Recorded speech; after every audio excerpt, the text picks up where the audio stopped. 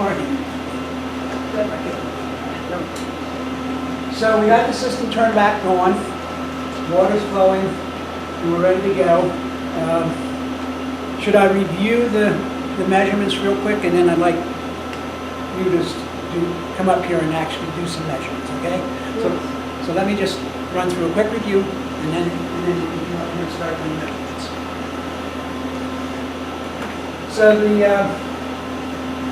sample is defined here, and this is where the most important, and the parameter that you probably use here the most is the thickness. So this is where you would put in your thickness. The thickness of the sample that's in there is 250 microns. And you're doing a Van der Waals sample. So we'll save this.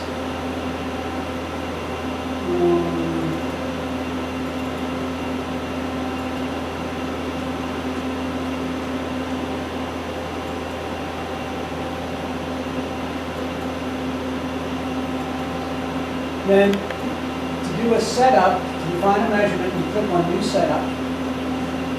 And then you click on Measurements, and you select the measurements you want to do from the list. And you should always start with an ID curve to make sure that your contacts are humming. Here you select your contact pairs that you want to measure. Probably most of the time you just click on this button that says Add Default, and it puts in the 4 default contacts, but if you want to do something special, you can enter your own values.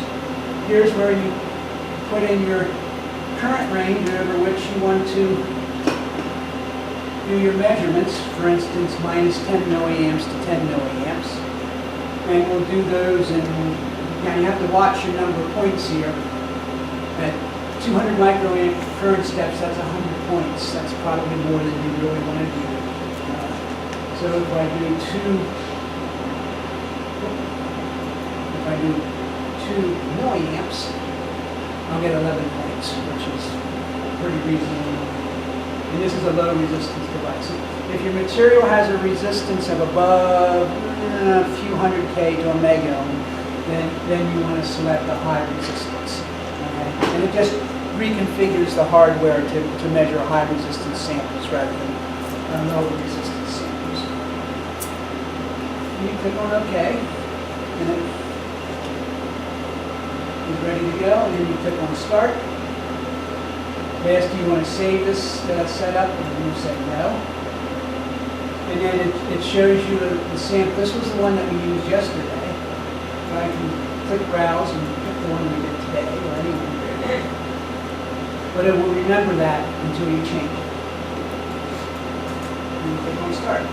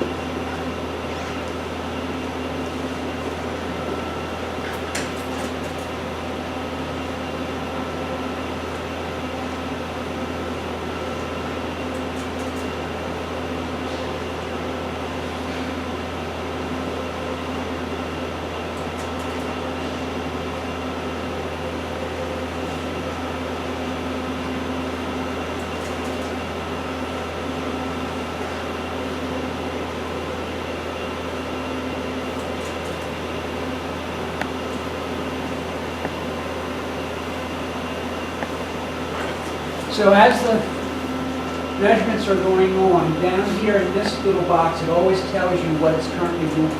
So right now it's running R2323. So that's this one. And so when the experiment's done, this will say idle. And then over here is a measurement of the current magnetic field and the current temperature. The little X's there means we're not controlling either the temperature or the field.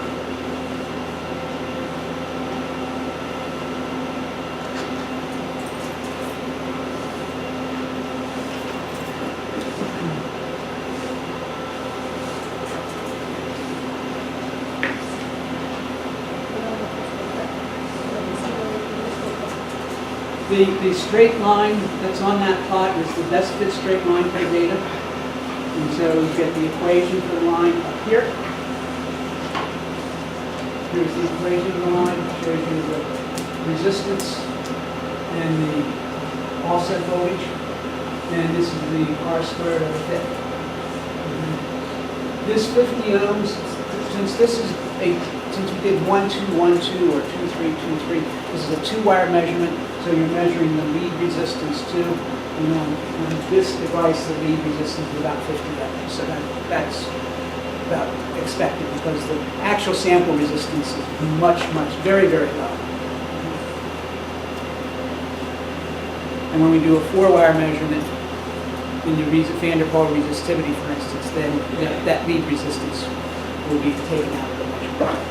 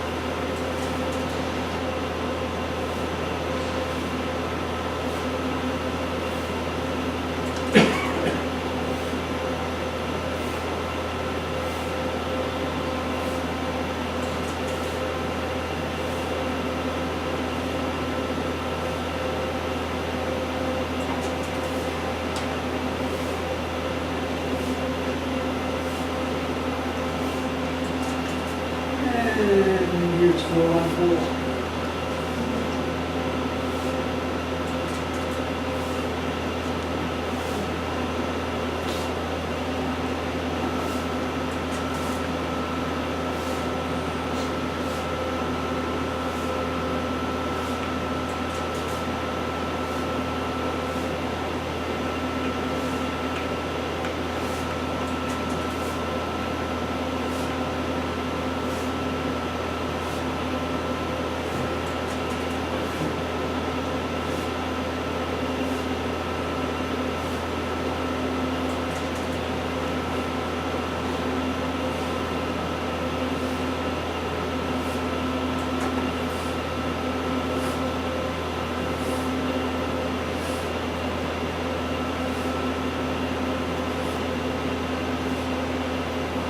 Now it says idle down here, so that it's done.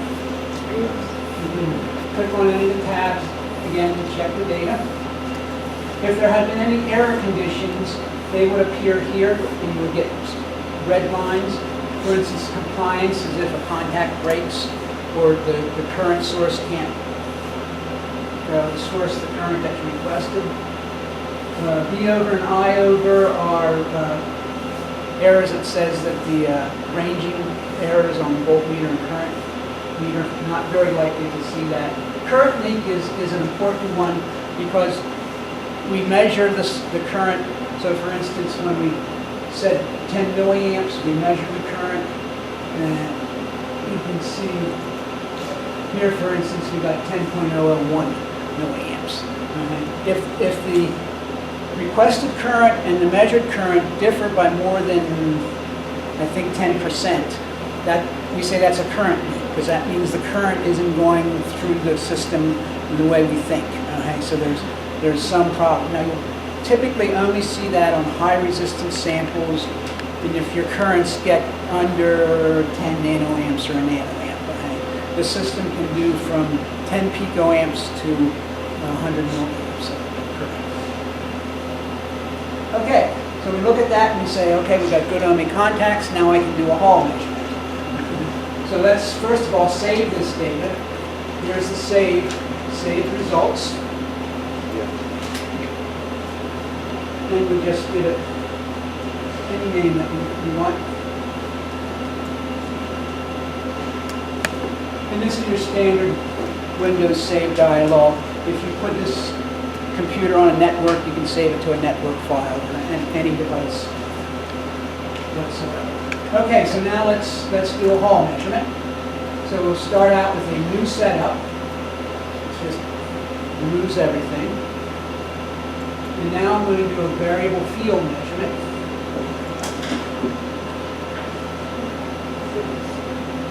And for semiconductors, you nearly always want to click on this choice, linear sweep with field reversal. These other ones are special for special types of measurements, but for measurements of semiconductors, this is the one you want to use. Here's where you specify the maximum field that you want to use for the measurement. For today, until we get the issues with the chiller sorted out and get the cooling working, do not go above 3,000 gauss, 3 kilogauss. Okay? If you go too high, the power supply will heat off, it will shut down. It won't hurt it, but you get buzzes and everyone gets upset. So let's keep it 3 kilogauss. Then you can measure your Hall voltage at multiple fields. You don't just have to do it at one field. So I can specify a maximum field of 3 kilogauss and a minimum field of, say, 1 kilogauss in 1 kilogauss steps.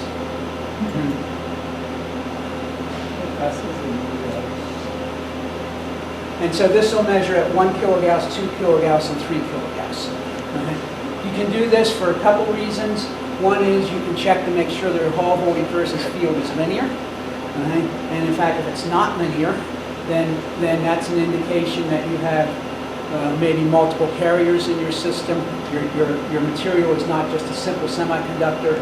And so then we can take that data, and you purchased our QMSA software that actually can take this data and analyze it to tell you something about the multiple carriers in your system, in your material. All right, click on next. And here's the electrical part of the measurement. You probably always want to measure Hall and resistivity, because you need both measurements to get mobility, because mobility is the ratio of the Hall coefficient divided by the resistivity. Wait. I'm sorry? Question? Yes, please. Also, I haven't right. I'm sorry? About current. How do you select current? Well, you select the current because you've already done an ID measurement, and you know over what current range your contacts are ohmic. And so you take the information from your ID curve and use that to select your current. You want to make sure you select a current that is where the samples, contacts are ohmic. Yes. When you get the high resistance samples, you can run into the problem that you can get some self-heating, the I²R heating. So you may want to go a little bit lower in current, just so the sample temperature doesn't change during the measurement. So we'll do 10 milliamps. 2 seconds, current reversal, both geometries. And click on finish. So there's the variable field measurement. Here's the start button. If you don't want to save that, here's our sample definition. You click on start. And this will take about 15 minutes to take a short break.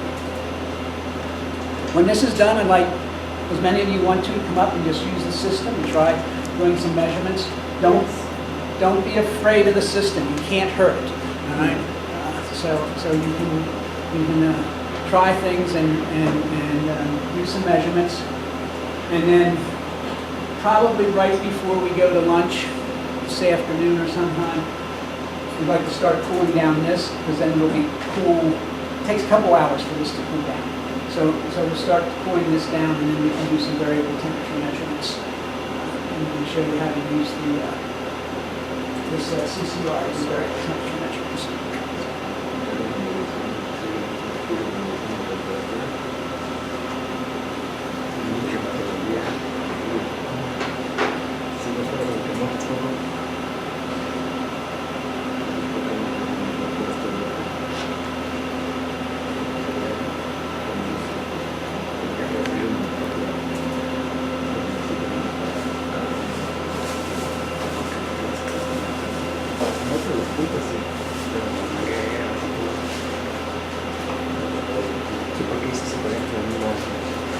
bueno, en el mismo. Doctora, quiero invitar a un doctor que yo no sabía que era para Y si queda así, y volví a empezar. Como yo estaba muy enferma, si queda así todo escapado. aparte me dijeron que había encontrado su instalación. Pero los manes